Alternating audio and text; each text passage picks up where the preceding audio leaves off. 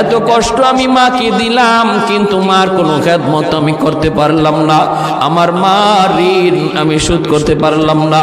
আল্লাহ, আজ যদি তুমি আমাকে জান্নাতে দিতে চাও, আমার মা বাবা সারা জান্নাতে যাইবো না। হয় আমার বাপ মার সাথে জাহান্নামে দিয়ে দাও, হয় আমাকে আমার বাপ মার সাথে জাহান্নামে দিয়ে দাও, নতুবা আমার সাথে আমার বাপ মারে জান্নাতে দিয়ে দাও। আমি আমার মা বাবা ছাড়া থাকবো না। আল্লাহ, তুমি আমার দুনিয়াতে পাঠাইছো, আমার মা আমার বাবা আমার উপর কি পরিমাণ ঋণ, আমি তো ঋণ শোধ করার সুযোগ পাই নাই, দিছো না।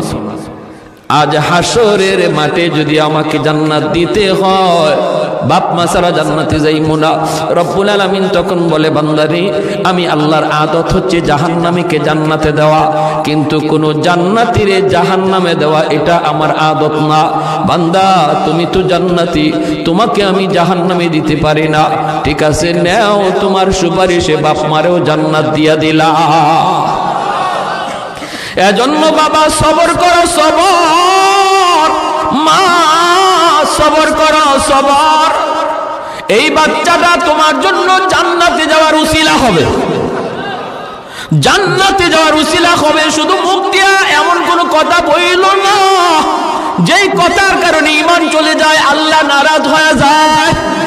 এমন কথা বইল না, এমন কথা বইল না। আল্লাহর দোহাই তুমি এমন কথা বইল না। মৃত্যু সংবাদ শুনছো, ইন্না লিল্লাহি ওয়া ইন্না ইলাইহি রাজিউন কয়া তুমি দোয়াটা পড়ো। এই দোয়ার অর্থই হলো, আল্লাহ শিখায়া দিয়েছে, বান্দারি, যখনই কোনো বিপদ মুসিবত তোমার আসবে, তখনই তুমি এই দোয়াটা পড়ো।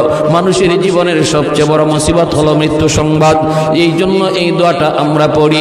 এর অর্থ হলো বান্দা, এর অর্থ হলো কি জানেন?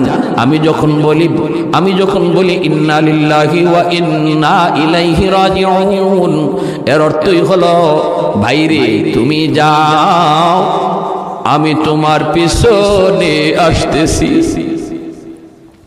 বাবা যদি ছেলের মৃত্যুর সংবাদ পায়া কই ইন্না লিল্লাহ, আল্লাহ আমরা সবাই তোমার, বাবা তুমি যাও, আমরা সবাই এক পথের প্রতীক, তুমি আগে যাও, আমি তোমার পিছনে আসতেছি। কেউ থাকার জন্য আসে নাই আল্লাহর গোলাম, কেউ থাকতে আসে নাই, থাকবার চেষ্টা করেও থাকা যায় না, যেতেই হবে, যেতেই হবে।